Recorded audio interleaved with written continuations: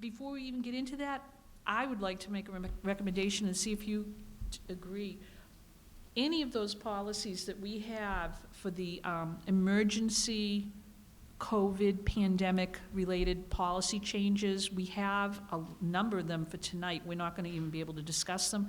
But I think we should, on any of the ones dealing with health and safety, make sure that we have Sharon Cameron look at them. She looks at them in a different way and comes up with very, very pertinent points. So I think we can hold off on those. Unfortunately, I know, Dr. Battaglia, we wanted them in place too for the start of school, but I do think that that's important. Yeah, John, you wanted to say something about that? Oh, no, I agree. Yeah, okay. So anyhow, I printed out for each of us the points that Mrs. Cameron brought up, and one of the things that right off the bat that she caught was,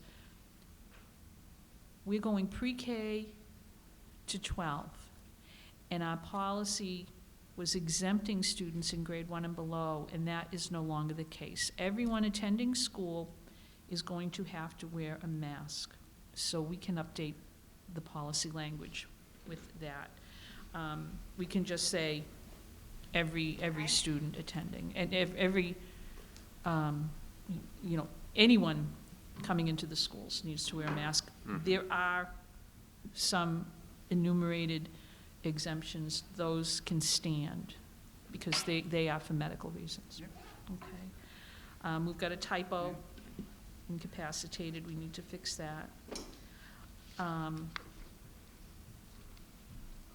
Whenever it says appropriate social distancing, Sharon recommends that we specifically put in the words a minimum of 6 foot of social distancing.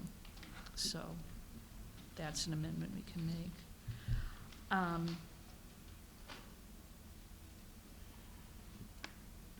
Her next point, number 4, and this was interesting. The CDC does not currently recommend the use of face shields as a substitute for masks, so compliance with face coverings is preferred at all times. I think we could just put that language right in there. Mm-hmm. Would you want to use the word preferred or required? Well, I would say required. I think at minimum people wear a mask. I think if they're going to use a face covering, that might more be in addition. Yeah. Right. Yeah. I I they can should wear understand. all of it, but I can understand why it's required. Yep, yeah. Okay, so I agree. we'll insert compliance with, actually,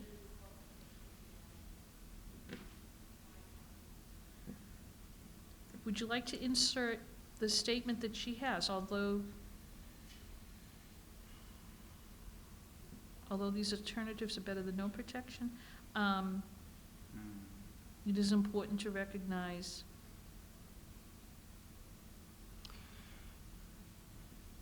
I don't think we need to add that right in there. I just think the more direct and short it is, the better. Okay. Yeah, I think that makes it required. clearer, right? Yeah. Mhm.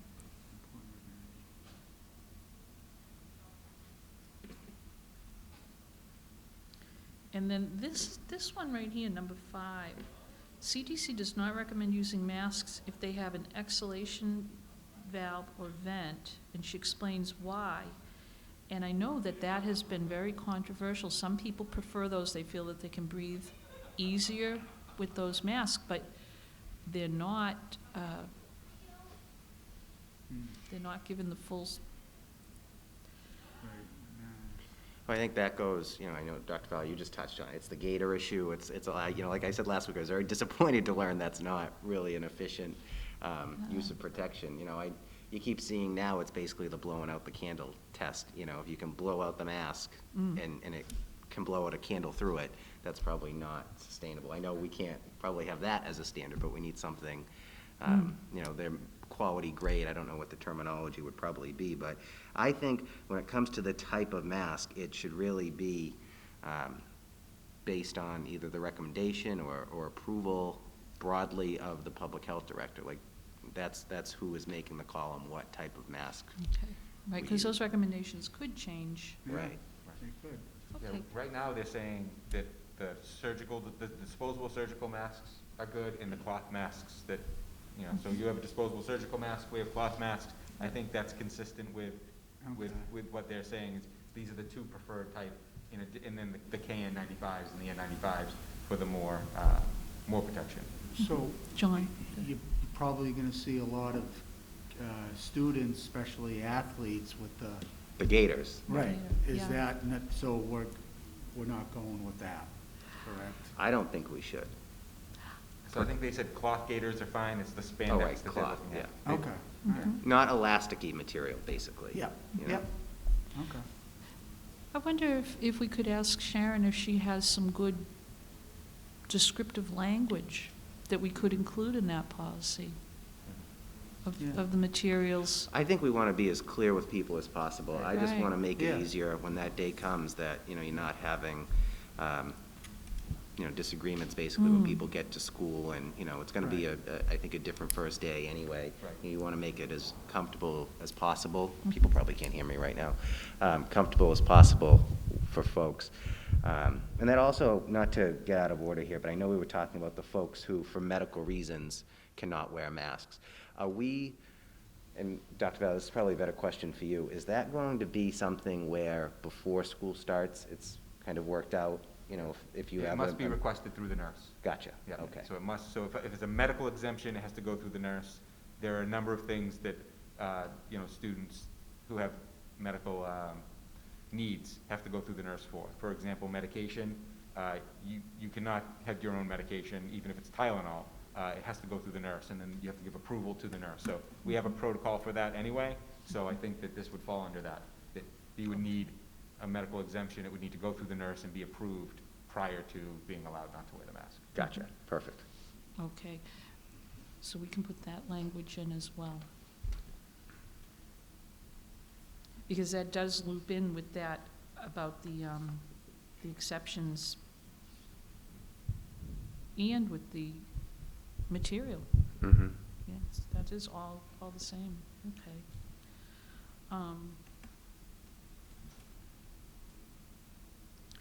This one, we recommend that the policy indicate when during the day a face covering may need to be changed, for example, when it becomes wet.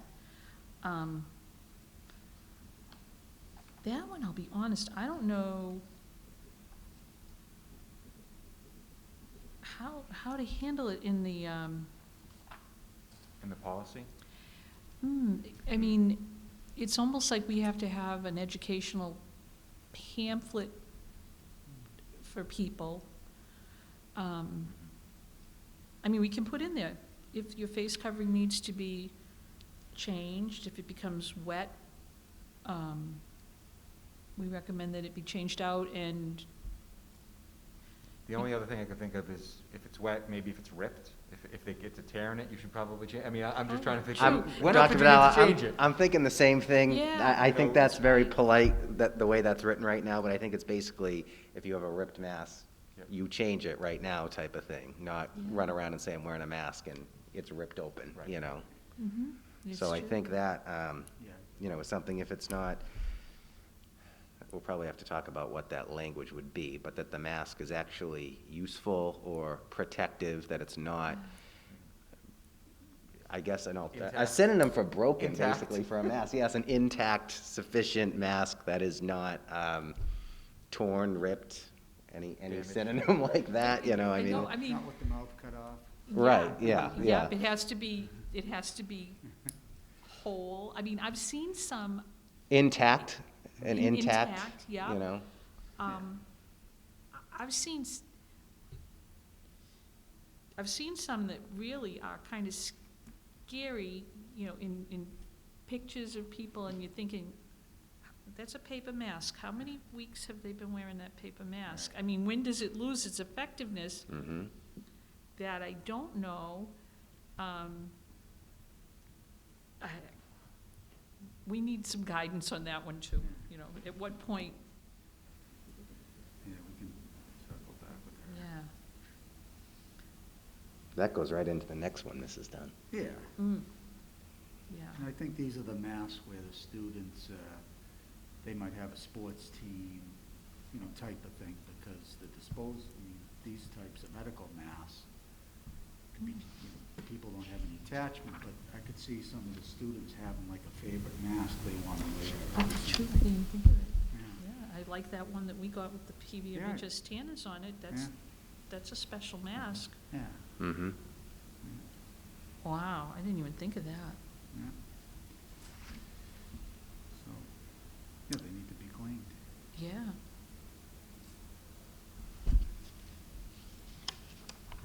Oh my. It was just gonna be a simple policy. You know what, are we, well, no, wait, we have one at the bottom of the page, too, about extracurricular. I wonder if something is gonna come out about masks for athletics. Didn't the MIAA come out with something today?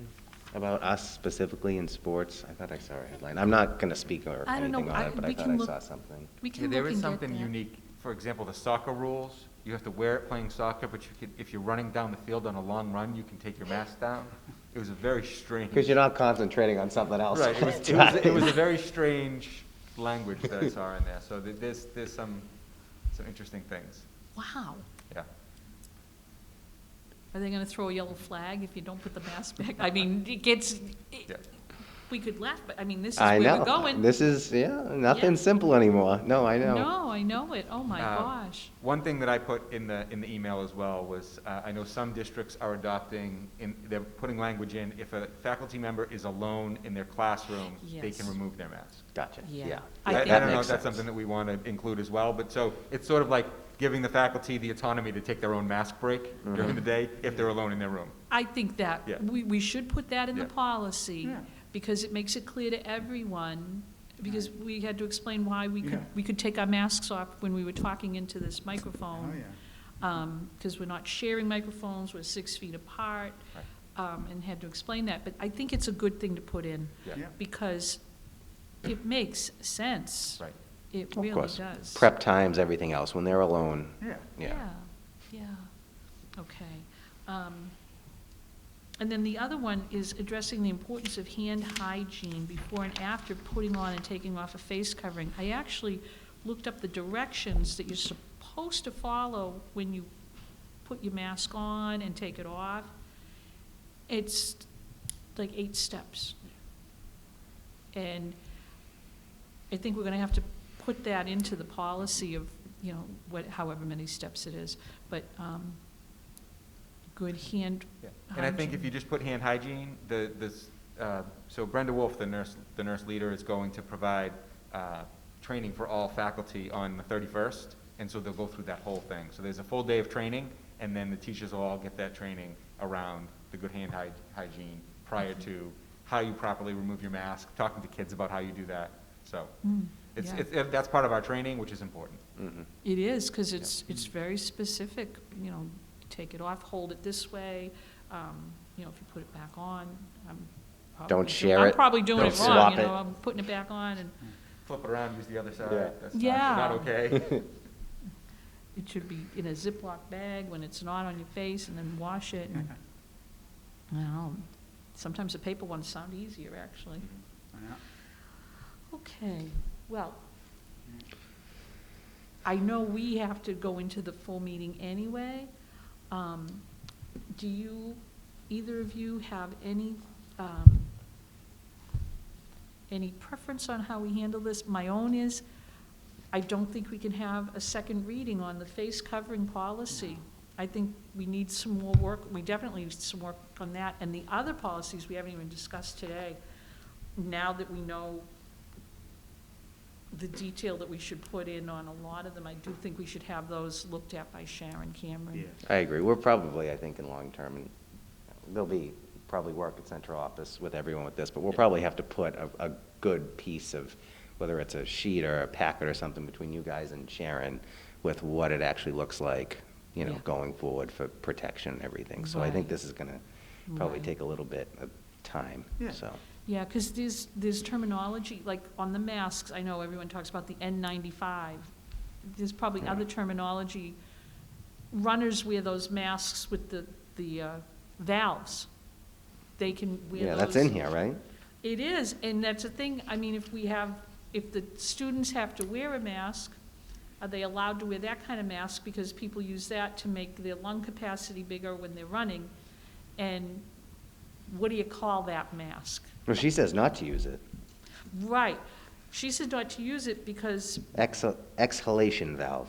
And yeah. vent, so and no there's- vented masks, There's right? something that makes you breathe harder when you're running, And it comes out. and it's got a term. Hmm. So, yeah, we need to learn all the different types of masks too, and get the terms correct. We're getting an education around here. Oh, yeah. Well, I think for now, we should just hold off on taking any action really Yeah. tonight, Right, so. I think so too. Okay. I think so too. Dr. Vitale, we'll have something for you by the start of school, Yeah, how about but, that? And I assume we'll have another school committee meeting. I think Oh. that's on the agenda for the main meeting, setting the Yeah. dates. And so we'll have another one before the start of school. Yep. So yeah. we yeah. have some time. And I appreciate the fact that you did bring that to Sharon, because Yes. it made me realize we need to have her look at any of those policies we do right now, because this one was gonna be the simplest one. That was why we did that separate. Oh, of course, everybody's gotta wear a mask. There's a lot of detail. Agreed. All right, well, I'll entertain a motion to adjourn. Motion to adjourn. Okay. Second. All right, thank you very much. Thanks for working on this, and we'll be working on it for a while. Thank you. Okay.